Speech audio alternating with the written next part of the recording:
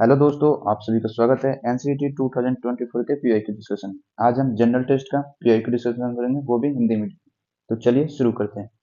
शुरू करने से पहले मैं बता दूं, मेरा नाम प्रिंस कुमार है और मैं आईटी रोपर से बीएससी बीएड कर रहा हूँ। तो चलिए आगे बढ़ते हैं। जैसा कि आप देख सकते हैं, फर्स्ट क्वेश्चन है, जब समय 5:20 हो तो घड़ी की सुइयों के बीच के बने कोण का माप क्या होगा। मतलब कि जब हमारा घड़ी, पहले हम घड़ी बना लेते हैं। 12, 1, 2, 3, 4, 5, 6, 7, 8, 9, 10, 11। जब 5:20 होगा तो जो घंटा वाला सुई है वो कुछ यहाँ पे होगा, 5 से कुछ आगे। और जो मिनट वाला सुई है वो यहाँ पे होगा। इसके बीच का हमें जो ये एंगल है ये हमें फाइंड करना है। ठीक है, तो ये हमें एंगल फाइंड करना है। तो चलिए हम पहले कैलकुलेशन कर लेते हैं कि जो घंटा वाला सुई है, जो घंटा वाला नीडल है, वो 1 घंटे में कितना मूव करेगा। तो एक घंटे में एक घंटा में कितना वो डिग्री मूव करेगा। तो इसके लिए आपको क्या करना होगा, 360/12, 360/12 से आप इसे डिवाइड करेंगे तो आपका आ जाएगा 30 डिग्री। ठीक है, और इसकी बात करें, 1 मिनट में कितना मूव करेगा घंटा वाला सुई। 1 मिनट की बात करें, 1 मिनट में, तो इसको आपको क्या करना होगा, 360 से 12 × 60, इससे आप डिवाइड कीजिएगा तो आपको 0.05 डिग्री मूव करेगा। ठीक है, इसी तरह अगर हम मिनट की बात करें, जो मिनट वाला सुई है वो कितना मूव करेगा वो भी निकाल लें। मिनट वाली सुई करेगा एक एक मिनट में एक मिनट में एक मिनट में कितना मूव करेगा, तो 360/60, मतलब वो 1 मिनट में 6 डिग्री मूव करेगा। तो मिनट वाला सुई कितना मूव किया हुआ है, अगर आप जैसे यहाँ से देखिए, तो हमें ये एंगल फाइंड करना है, यहाँ से यहाँ तक है तो कितना मूव किया हुआ है। तो आपको, वो आपने देखा कि जैसे कि 20 मिनट, तो आपको मल्टीप्लाई करना है 20 × 6 = 120 डिग्री। 120 डिग्री मिनट वाला सुई ने मूव कर रखा है। ये आपका निकल गया। अब घंटा वाला सुई का निकालेंगे तो क्या होगा, 5 × 30 + 20 × 0.5, ये आप कैलकुलेट करेंगे तो ये हो जाएगा 160 डिग्री। ठीक है, अब आपको कुछ नहीं करना, 160 - 120, आप इसे माइनस करेंगे तो आपका आएगा 40 डिग्री, जो कि ये वाला आपका यहाँ से यहाँ तक है। यही आपका आंसर हो जाएगा। तो ये आपको कौन सा ऑप्शन है, ऑप्शन नंबर 1। चलिए हम नेक्स्ट क्वेश्चन पे चलते हैं। हमारा नेक्स्ट क्वेश्चन है, पहला दादा साहेब फाल्के पुरस्कार किसे प्राप्त हुआ। पहला दादा साहेब फाल्के पुरस्कार किसको मिला था, ये देविका रानी जी को मिला था। तो आपका ऑप्शन नंबर 1 सही हो जाएगा। चलिए हम नेक्स्ट क्वेश्चन पे आते हैं। नेक्स्ट क्वेश्चन है, दो बैंकों में एक समान साधारण ब्याज दर पर राहुल ने बराबर राशि जमा कराई। मतलब दो बैंक है, दोनों में राहुल ने बराबर राशि जमा कराई। ठीक है, प्रथम बैंक में उसने 3 वर्ष के बाद 11,800 रुपये और दूसरी बैंक में 5 वर्ष बाद 13,000 रुपये प्राप्त हुए। मतलब उसको पहले बैंक में 11,800 रुपये मिला 3 वर्ष के बाद, और दूसरा बैंक में 5 वर्ष बाद 13,000 रुपये। ठीक है, उसने दोनों बैंकों में कुल मिलाकर कितने राशि का निवेश किया था। हमें बताना है कि उसने दोनों बैंकों को मिलाकर कितना रुपए वो ये किया था, जमा किया है। चलिए मान लेते हैं पीयूष ने एक्स एक्स राशि उसने जमा किया है दोनों बैंकों में। एक्स राशि फर्स्ट वाले बैंक में जमा किया है और एक्स राशि ही सेकंड वाले में। ठीक है, दोनों में उसने एक्स एक्स राशि जमा किया। 3 साल बाद 3 साल बाद की बात करें तो उसको फर्स्ट वाले बैंक से जो है उसको कितना पैसा मिला, 11,800 रुपये उसे मिला था। ठीक है, और 5 साल बाद ये पहला बैंक है, फर्स्ट बैंक, ये सेकंड बैंक है। ठीक है, यहाँ से आपको इसको मिला था 13,000 रुपये। ठीक है, तो हम बताएं कि इसको, इसने तो 10,000 रुपये, 10,000 के हमने एक्स मान रखा है जिसने इसने जमा कर रखा था, तो इसको ज्यादा कितने पैसा मिले पहले वो फाइंड कर लेते हैं। तो ज्यादा पैसा कितना हुआ इसका, उसकी बात करें तो 11,800 रुपये मिला है, जिसमें से उसने एक्स पहले ही अपना जमा कर रखा था, तो ये इसका ज़्यादा हो जाएगा। ये फर्स्ट बैंक से, फर्स्ट बैंक, ठीक है। वैसे ही अगर हम सेकंड बैंक की बात करें, सेकंड बैंक, तो कितना हो जाएगा, 13,000 माइनस एक्स, ये होगा सेकंड बैंक में, इसको इतना रुपये पैसा ज़्यादा मिलेगा, ठीक है। अब आपको कुछ नहीं करना, आपको पता है जैसे कि उसने बराबर राशि जमा कराई है, ठीक है, और उसके बाद से जो उसका ब्याज है समान साधारण ब्याज है, सामान्य है, तो अब आप इसको डिवाइड कर देना, 11,800 minus x divided by 13,000 minus x equal to 5/3, ये आपका टाइम है, ठीक है। अब यहाँ से आप एक्स की वैल्यू कैलकुलेट करेंगे तो वो आपका 10,000 आ जाएगा। तो जैसे हमने मान रखा था कि 10,000 रुपया एक्स की वैल्यू जो है वो एक बैंक में जमा कराने की है, और हमें से पूछ रहा है कि दोनों बैंकों में कितना जमा कराए, तो उसने दोनों बैंक में, तो इसे हम 2 से मल्टीप्लाई करेंगे, तो 2 इंटू एक्स, ये आपका हो जाएगा 20,000 रुपये उसने दोनों बैंकों में टोटल जमा किया। तो ये आप देखिए कौन सा ऑप्शन है, आपका ऑप्शन नंबर 2 सही हो जाएगा। चलिए हम नेक्स्ट क्वेश्चन पर चलते हैं, क्वेश्चन नंबर 4। निम्नलिखित परमाणु ऊर्जा संयंत्रों को उत्तर से दक्षिण दिशा में व्यवस्थित करें। जो भी ये परमाणु ऊर्जा है आपको उत्तर से दक्षिण दिशा में इसे व्यवस्थित करना है। तो क्वेश्चन नंबर 4 की बात करें तो ये जो आपका सी है नरोरा, ये आपका फर्स्ट आएगा, ठीक है। उसके बाद से रावत भट्टा आएगा, ये सेकंड नंबर पे। उसके बाद से थर्ड नंबर पे आएगा ककरापुर, और फोर्थ नंबर पे आएगा कैगा। तो आप इसे ऑप्शन से मिलान करें कि ये आपका ऑप्शन कौन सा है, तो ये आपका ऑप्शन नंबर 1 सही हो जाएगा। चलिए हम नेक्स्ट क्वेश्चन पे आते हैं, क्वेश्चन नंबर 5। निम्नलिखित में से किसने 2023 का नोबेल शांति पुरस्कार जीता है। नोबेल शांति पुरस्कार 2023 में किसने जीता है, क्वेश्चन नंबर 5, तो नरगिस मोहम्मदी ने इसे जीता है। चलिए हम नेक्स्ट क्वेश्चन पर चलते हैं, क्वेश्चन नंबर 6। निम्नलिखित में से किस क्षेत्र में पीएम मित्रा योजना का संबंध है। पीएम मित्रा का योजना का संबंध किस क्षेत्र से है, तो टेक्सटाइल क्षेत्र से। क्वेश्चन नंबर 6 का ऑप्शन नंबर 3 राइट है। चलिए हम नेक्स्ट क्वेश्चन पे चलते हैं, क्वेश्चन नंबर 7। संविधान के निम्नलिखित में से कौन सा अनुच्छेद अस्पृश्यता का उन्मूलन करता है, तो ये कौन सा करता है, अनुच्छेद 17। चलिए हम नेक्स्ट क्वेश्चन पे चलते हैं। नेक्स्ट क्वेश्चन है ब्लड रिलेशन का।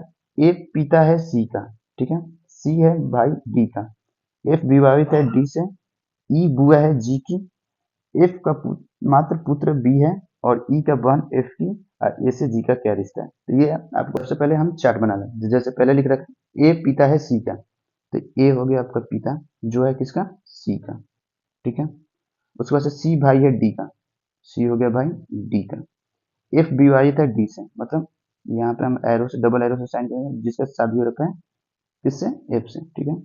ई बुआ है जी की, इसे हम अभी छोड़ देंगे, इसे हम अभी छोड़ रहे हैं, ठीक है। एफ का मात्र पुत्र है बी, इसे भी हम छोड़ रहे हैं, और दे रखा है ई बहन है एफ की, तो ये इसकी बहन है ई, ठीक है। तो हमें और क्या क्या हमें छूट रखा है, ई बुआ है जी की, तो मतलब जी इन दोनों का कोई बेटा होगा, तभी ये इसकी बुआ लग रही है, ठीक है। और हमने क्या छोड़ रखा था, एफ का मात्र पुत्र बी है, तो मतलब इसका जो पुत्र बी का पुत्र है जो एफ है। हमें क्या बताना है, ए का जी से रिश्ता क्या है, तो ए और जी का आप रिश्ता दे सकते हैं, तो ये एक दादा का रिश्ता है, तो आपको ऑप्शन नंबर 1 सही हो जाएगा। चलिए हम नेक्स्ट क्वेश्चन पे चलते हैं।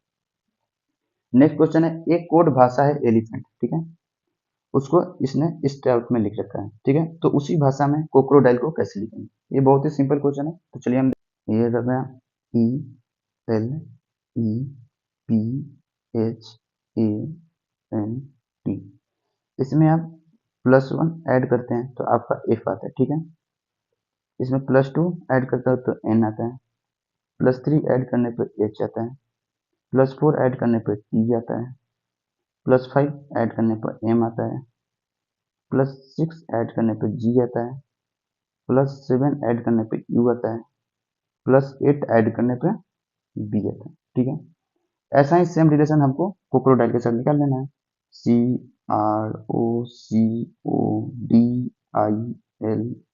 ठीक है। आप इसमें +1 करेंगे तो डी आएगा, +2 टी आएगा, +3 आर आएगा, +4 जी आएगा, +5 टी आएगा, +6 जे आएगा, +7 पी आएगा, +8 टी आएगा, +9 एन आएगा। तो ये आप देखेंगे तो ये कौन सा ऑप्शन में दे रखा है, DTRGTJPTN, ये आपको ऑप्शन नंबर 4 में दे रखा है। ये आपका ऑप्शन नंबर 4 सही हो जाएगा। चलिए हम नेक्स्ट क्वेश्चन पे चलते हैं। दिए गए कथन को सत्य माने भले ही वो सामान्यतः ज्ञात तथ्यों से भिन्न प्रतीत होते हैं, फिर तय करें कि कौन सा निष्कर्ष तार्किक रूप से दिए गए कथनों का अनुसरण करता है। यहाँ पे आपको कथन दे रखा है, 1 2 3 कथन दे रखे हैं और उसके कुछ निष्कर्ष दे रखे हैं। यहाँ पे आपको बताना है कि कौन सा निष्कर्ष सही है। तो चलिए हम देख लेते हैं क्या क्या कथन है। तो लिख रहा है कुछ भूरे श्वेत हैं। कुछ भूरे मतलब हमने ये भूरा बना दिया, ये हो गया भूरा, ये श्वेत है मतलब व्हाइट है। तो श्वेत है तो ये हमने बना दिया ये श्वेत है, ठीक है। उसको से बोला सभी श्वेत काले हैं, तो जो सभी श्वेत काले हैं तो ये कुछ ऐसा हो सकता है, जो श्वेत है उसके अंदर काले हैं, तो ये हो गया आपका काला, ठीक है। ये भी हो गया। कुछ काले नीले हैं। अब कुछ काले नीले में है तो इसमें आपको 3 कंडीशन आ जाएगा, जैसे कि मैं आपको बता दूं। कुछ काले नीले हैं तो कुछ काले नीले, तो एक ऐसा कंडीशन आ जाएगा, ये फर्स्ट कंडीशन हो गया, ऐसा हो गया, ठीक है।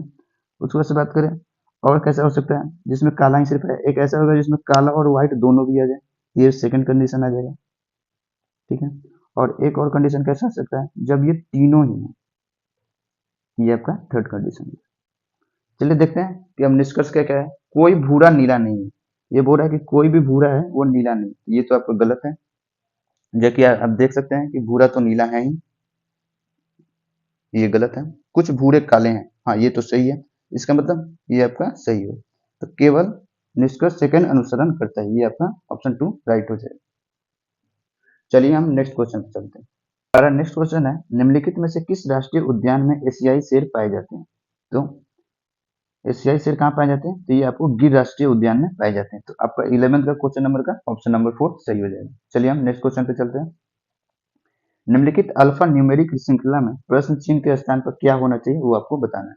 तो जैसा कि आप देख सकते हैं यहाँ पे भी है, आर है, उसके बाद से एन है, जे है, बी है। पहले हम इनके जो फर्स्ट फर्स्ट लेटर है उसके हम रिलेशन देखेंगे। तो चलिए फाइंड करते हैं। पहले भी, फिर आर, फिर एन, फिर जे, फिर यहाँ पे हमें वाट फाइंड करना है, फिर आ गया बी। तो जैसे आप देख सकते हैं इसमें क्या रिलेशन है, हम इसमें -4 करेंगे तो आर आएगा, फिर -4 करेंगे तो एन आ रहा है, फिर -4 करेंगे तो जे आ रहा है, फिर हम -4 करेंगे तो हमें क्या आ जाएगा, हमें एफ मिल जाएगा, ठीक है। ये एफ मिल गया और फिर एफ में -4 करेंगे तो हमें बी आएगा, ठीक है। ऐसे ही अब हम आइए हम सेकंड वाला देखते हैं, जैसे यू, क्यू, एम, आई, ए। चलिए इनमें क्या रिलेशन है देखें। यू हो गया, क्यू हो गया, एम हो गया, आई हो गया और ए हो गया। इनमें भी वही सेम रिलेशन है। यहाँ पे हमको फाइंड करना है। ए के पहले क्या होगा, -4 कीजिए, -4 कीजिए, -4 कीजिए, -4 कीजिए। जब यहाँ पे आप -4 करेंगे सेकंड वाले टर्म में तो यहाँ पे आपको क्या आएगा, वाट का वैल्यू आपका ई आ जाए, ठीक है। फिर अब इसमें -4 कीजिएगा तो आपका ई आ जाए। ऐसे ही आप जब थर्ड वाले में, जैसे कि यहाँ पे 1 है, 2 है, 4 है, 6 है और यहाँ पे फाइंड करना है और 12 है। ऐसे ही आप रिलेशन फाइंड कीजिएगा तो आपका 10 आएगा। तो चलिए हम देख लेते हैं क्या है। यहाँ पे हमने एफ फाइंड किया, फिर ई फाइंड किया और एक लास्ट वाला न्यूमेरिकल फाइंड करेंगे तो 10 आएगा। तो आपका ऑप्शन नंबर 3 सही होगा। चलिए हम नेक्स्ट क्वेश्चन पर चलते हैं, क्वेश्चन नंबर 13। फ़ारेनहाइट पैमाने में 80 सेल्सियस का मान क्या होगा, ये हमें फाइंड करना है कि 80 सेल्सियस का मान फ़ारेनहाइट में क्या होगा। तो इसका सूत्र क्या होता है, Fahrenheit equal to Celsius into 9/5 plus 32। इसमें आपको सेल्सियस की वैल्यू पुट करनी है। सेल्सियस की वैल्यू क्या दे रखी है, 80 गुने 9/5, इसको आप प्लस 32 करेंगे तो आपकी वैल्यू आ जाएगी 176 फ़ारेनहाइट। तो ये आपका ऑप्शन नंबर कौन सा है, ऑप्शन नंबर 3 सही है। चलिए हम नेक्स्ट क्वेश्चन पर चलते हैं। नेक्स्ट क्वेश्चन है एक व्यापार में ए और बी 3:2 के अनुपात में राशि निवेश करते हैं, जबकि ए और सी 1 के 5 अनुपात में राशि निवेश करते हैं। यदि उनका वार्षिक लाभ इतना है तो बी का कुल वार्षिक लाभ कितना हिस्सा है, ये हमें फाइंड करना है। तो चलिए देते हैं हमें क्या क्या गिवन डाटा दे रखा है। तो हम बात करें ए और बी की रेशियो क्या है, ए और बी का अनुपात दे रखा है 3/2 और ए और सी का अनुपात क्या दे रखा है 1/5। हमें यहाँ पे ए का अनुपात सेम करना होगा, तो सेम करने के लिए क्या करेंगे हम, यहाँ पे हम जो भी न्यूमरेटर है उसमें और डिनोमिनेटर में है उसमें सेम अमाउंट से मल्टीप्लाई नहीं होता। हम यहाँ पे 3 से दोनों तरफ मल्टीप्लाई करेंगे तो ये हो गया 3/15 आपका हो गया। ठीक है, उसके बाद से बात करें तो इन्होंने कितना इन्वेस्ट किया हुआ है, टोटल इन्होंने 44 रुपये इन्वेस्ट किया है। तो चलिए अब करते हैं calculation. 3x plus 2x plus 15x 44,000 रुपये है। ठीक है, इसे आप कैलकुलेट करेंगे तो x की वैल्यू आपकी कितनी आ जाएगी, x की वैल्यू आपकी आ जाएगी 2200 रुपये। ठीक है, जैसा कि हमने यहाँ पे देखा b की है जो b का था 2x, तो 2200 इंटू 2 आप मल्टीप्लाई करेंगे तो कितना आ जाएगा 4400, जो कि आपका ऑप्शन नंबर 3 है। चलिए हम नेक्स्ट क्वेश्चन पर चलते हैं, क्वेश्चन नंबर 15।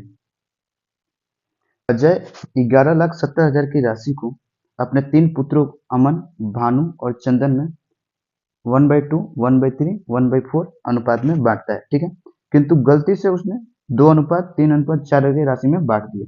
ऐसा होने से उन तीनों में किसे सबसे अधिक लाभ मिला और कितना, ये हमें बताना है। ठीक है, जैसा कि उसने सोच रखा था कि उसको इतने अनुपात में बांटना था। ठीक है, लेकिन जब वो बांटने गया तो वो इस अनुपात में बांट दिया। ठीक है, तो किसी को ना किसी को ज्यादा मिल गया हो, तो हमें बताना है कि किसको ज्यादा मिल गया और किसे कम मिला। तो हमें ज्यादा बताना है कि किसे मिला और कितना ज्यादा मिला ये भी बताना है। तो चलिए देखते हैं क्या क्या हमें गिवन डाटा दे रखी है। तो बात करें हम अमन की, अमन, भानु और चंदन, इनको जो बांटना था उनका रेशियो है 1/2, 1/3 और 1/4। ठीक है, इसको हम क्या करेंगे, होल नंबर में इसे करेंगे, पूर्ण संख्या में इसे कंप्लीट करेंगे। तो करने के लिए क्या करेंगे, हम सारे रेशियो को मल्टीप्लाई कर देंगे 12 से, हम इनमें गुना करेंगे 12 से। ठीक है, जब आप इसे गुना करेंगे तो इनका रेशियो क्या हो जाएगा, 6:4:3, ये इनका होगा। ठीक है, अब पैसे को बांटना है 6x plus 4x plus 3x, total पैसा है कितना, 11,70,000। ठीक है, इसे आप कैलकुलेट करेंगे तो यहाँ पे x का वैल्यू आएगा 90,000। और हम देख सकते हैं यहाँ पे अमन को कितना मिला, अमन, भानु और चंदन, इन्हें कितना कितना मिला। अमन का था 6x, भानु का था 4x और चंदन का 3x। इसे आप कैलकुलेट करेंगे तो 5,40,000 इसको मिला, भानु को मिला 3,60,000 और चंदन को मिला 2,70,000। चलिए हम नेक्स्ट पेज पे कैलकुलेट करते हैं जो उसने गलती से दे रखी है। गलती से उसने जो दे रखी है उसका अनुपात क्या था, अमन, भानु और चंदन। ठीक है, इसका अनुपात था 2:3:4। सेम अमाउंट है, इसको भी बांटना है 2x, 3x प्लस 4x, 11,70,000। यहाँ से आप x की वैल्यू फाइंड करेंगे तो ये आएगा 1,30,000। ठीक है, अब अमन को कितना मिला, अमन, भानु और चंदन, इन्हें कितना कितना मिला, जब इनको गलती से बांट दिया गया है तो 2x इसका है, इसका 3x है, इसका 4x है। इसे आप कैलकुलेट करेंगे तो इसको मिलेगा 2,60,000 रुपये। ठीक है, भानु को मिलेगा 3,90,000 रुपये। ठीक है, और चंदन को मिलेगा 5,20,000। अब चलिए देखते हैं कि दो कंडीशन हो गई, अब किसको कितना लाभ हुआ और किसको कितना हानि हुई। लाभ और हानि की बात करते हैं। तो अब इसमें क्या करना है, बस हमें माइनस करना है। पहले अमन की बात करें, उसको मिल रखा था 2,60,000 माइनस 5,40,000, तो इसको कितना माइनस मतलब 2,80,000 रुपये का इसको हानि हो गई। ठीक है, उसके बाद से हम बात करें भानु की, 3,90,000 माइनस 3,60,000 प्लस 30,000। ठीक है, तो इसको क्या हो गया, 30,000 का लाभ हो गया। अब बात करें चंदन की, इसको मिला था 5,20,000 एक बार और दूसरी बार 2,70,000, तो इसका कितना 2,50,000 रुपये का इसका लाभ हो गया। तो हमें तो यही तो फाइंड करना था किसको सबसे ज्यादा लाभ हुआ। तो यहाँ पे आप देख सकते हैं चंदन को सबसे ज्यादा लाभ हुआ। तो चलिए देखते हैं कौन सा ऑप्शन सही है। ऑप्शन की बात करें तो ऑप्शन आपका फर्स्ट हो जाएगा चंदन, जिसे 2.5 लाख रुपए का फायदा हुआ। चलिए हम नेक्स्ट क्वेश्चन पे चलते हैं। क्वेश्चन नंबर 16, करो या मरो, करेंगे या मरेंगे, गांधी जी ने इस मंत्र को किस जन आंदोलन के अवसर पर राष्ट्र को दिया था? ये दिया था उन्होंने असहयोग आंदोलन जब भारत में चला था तब उन्होंने यह नारा दिया था। चलिए हम नेक्स्ट क्वेश्चन चलते हैं।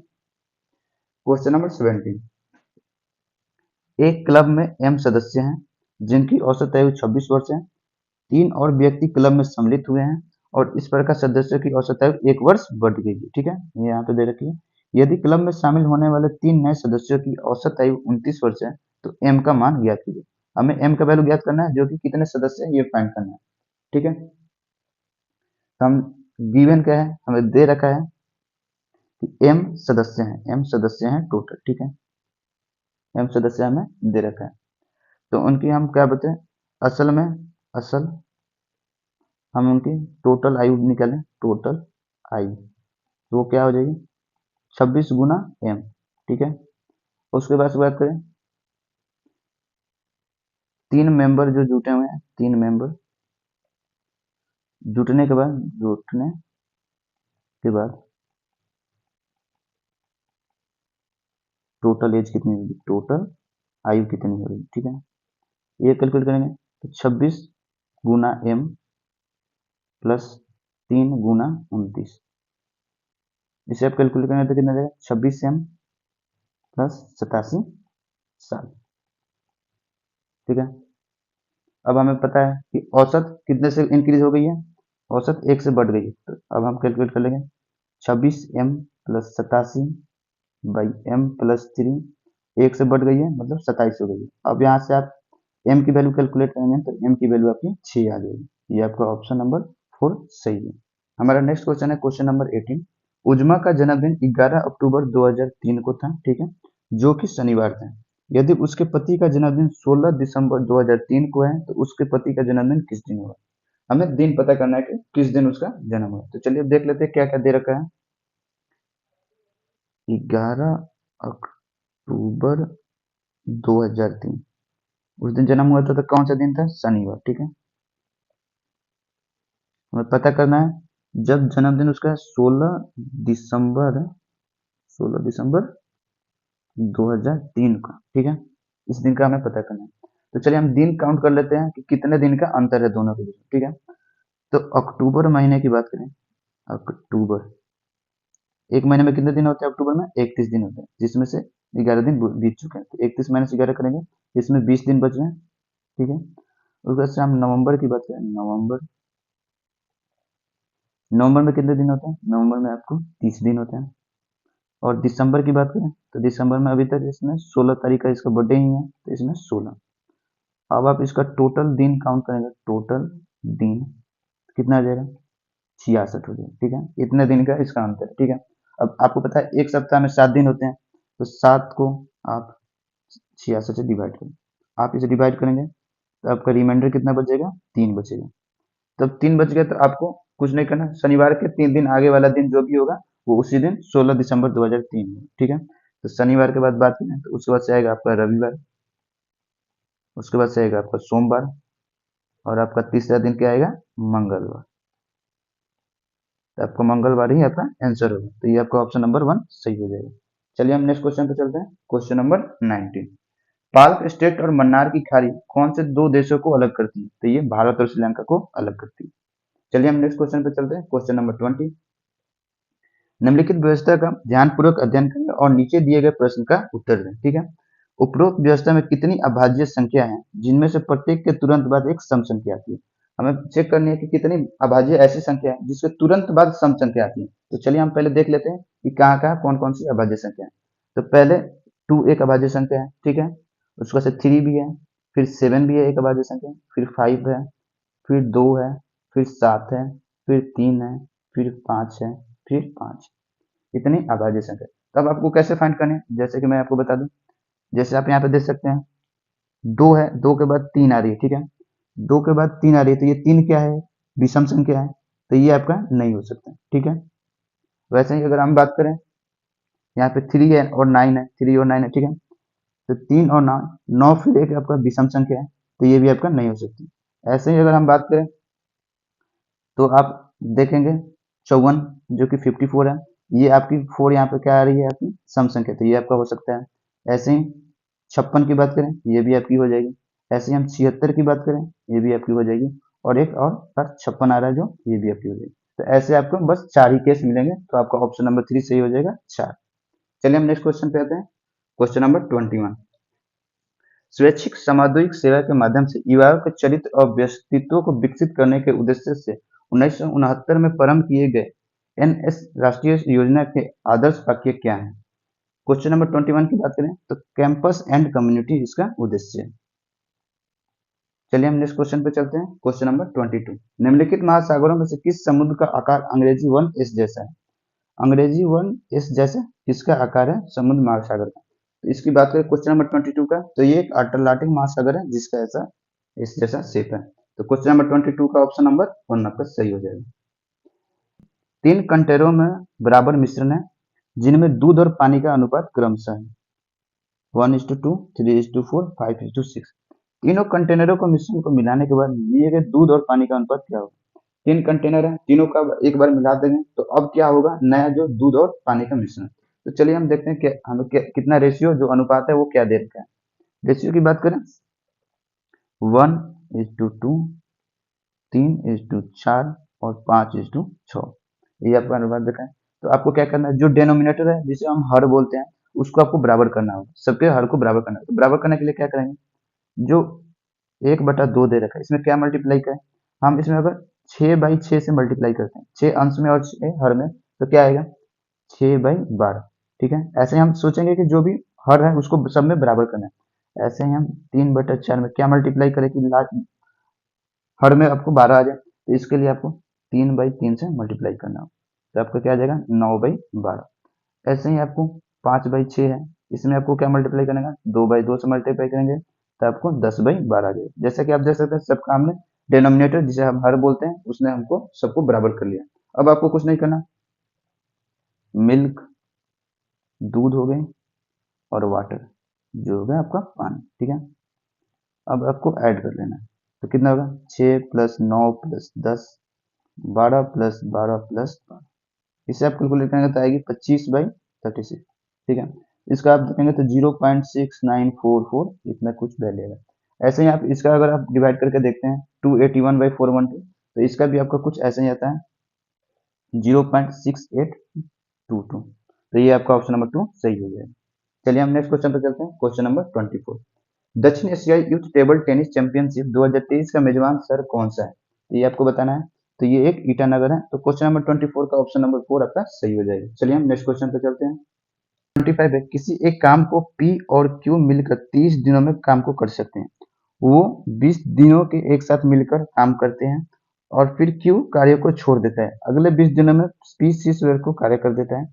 P अकेला कितने दिनों में कुल कार्य को कर सकता है, ये आपको बताना है। ठीक है, जैसा मैं आपको बता दूं, रेट क्या होता है, रेट की बात करें तो रेट होता है आपका कार्य बाई समय, ये आपका फॉर्मूला है, आप इसे याद कर। ठीक है, उसके बाद बात करें P और Q 30 दिन लगा रहे हैं पूरे काम को करने में। ठीक है, तो इनका रेट क्या होगा, रेट की बात करें तो इनका 1/30 हो जाएगा। ठीक है, 1/30 कार्य करेंगे प्रतिदिन। अब जैसे कि 20 दिनों तक 20 दिनों तक P और Q दोनों मिलकर काम कर रहे हैं, तो कितना वर्क काम किया होंगे इन्होंने, वर्क की बात करें 1/30 गुने 20, इन्होंने 2/3 कार्य को इन्होंने पूरा कर दिया हो। ठीक है, तो कितना काम रह गया, काम बचा हुआ कितने रह गए 1 - 2/3। इसे आप कैलकुलेट करेंगे तो आपको कितना काम बच रह गया है, 1/3 कार्य ये बच गया है।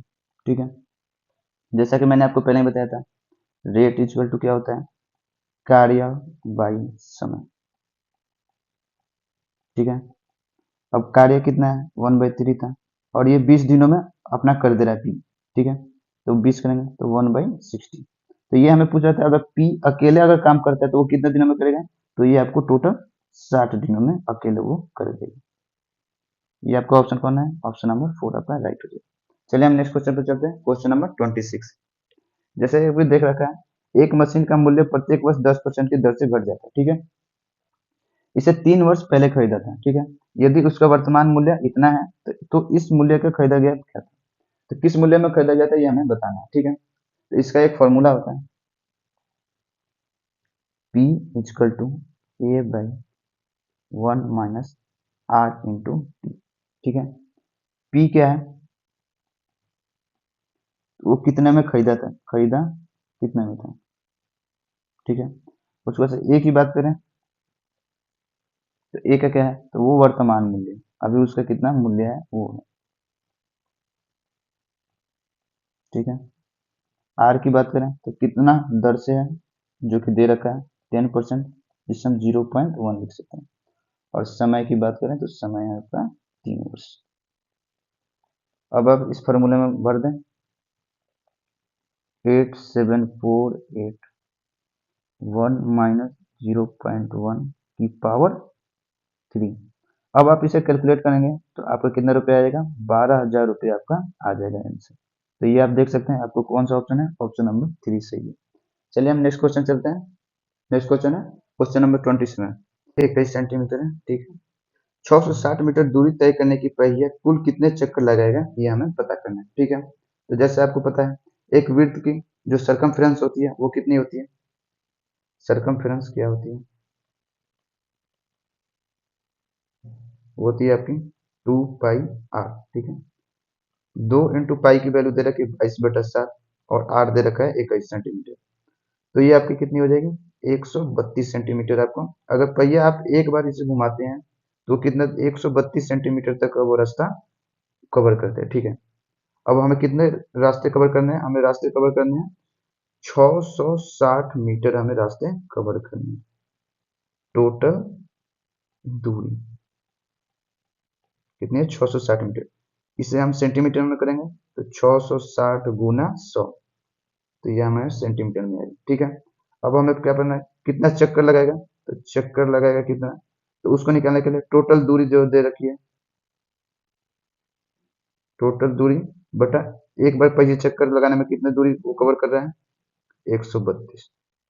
अब आप इसे डिवाइड कीजिएगा तो आपका आ जाएगा 500, मतलब वो 500 बार अगर चक्का घूमेगा तो वो इतनी दूरी 660 मीटर की दूरी वो तय कर लेगा। तो ये आपको ऑप्शन नंबर 1 सही है। चलिए हम नेक्स्ट क्वेश्चन पे आते हैं, जो कि लास्ट क्वेश्चन है, क्वेश्चन नंबर 28। दिए गए सादृश्य में कौन सा विकल्प प्रश्न का स्थान ले सकता है। जैसा कि आप देख सकते हैं हमें क्या दे रखा है, X M O P ratio 23, ठीक है। और हमें फाइंड क्या करना है, भी टी एन जी, और इसका रेशियो किससे, ये हमें फाइंड करना है। तो एक्स कितने नंबर पे आता है, एक्स आपको आता है 24 नंबर पे अल्फाबेट में, ठीक है। और उसके बाद से एम कितने पे आता है, एम आता है आपका 13 पे। ओ कितने पे आता है, ओ आता है आपका 15 पे। पी कितने पे आता है, पी आता है आपका 16 पे। इन सबको आप अगर जोड़ेंगे तो आपको आएगा 68, ठीक है। अब आप इसे 3 से डिवाइड करते हैं तो आपका कितना आ जाएगा 23, जो कि आप देख सकते हैं वो यहाँ पे आपको दे रखा है, ठीक है। ऐसा ही सेम ही चीज इसके साथ भी करना है। तो भी कितने पे आता है, भी आता है आपको 22 पे, ठीक है। टी कितने पे आता है, ये आता है 20 पे। एन कितने पे आता है, ये आपका आता है 14 पे। और जी आता है आपका 7 पे। इसे हम जोड़ेंगे तो कितना आएगा, 63। जैसा कि हमने यहाँ पे 3 से डिवाइड किया हुआ था, इसको भी हम 3 से डिवाइड कर देंगे। 3 से डिवाइड करेंगे तो कितना आ जाएगा, 21। तो 21 यहाँ पे हम भर देंगे, तो आपका ऑप्शन यहाँ पे 21 भरने के बाद क्या हो जाएगा, ऑप्शन नंबर 4 आपका सही है। इसी के साथ हमने एनसीटी 2024 का जो भी क्वेश्चन था जनरल टेस्ट का हमें सारा कंप्लीट कर चुका है। अगर आपको ये वीडियो अच्छी लगी होगी तो आप अपने दोस्तों के साथ जरूर शेयर करें। Thank you.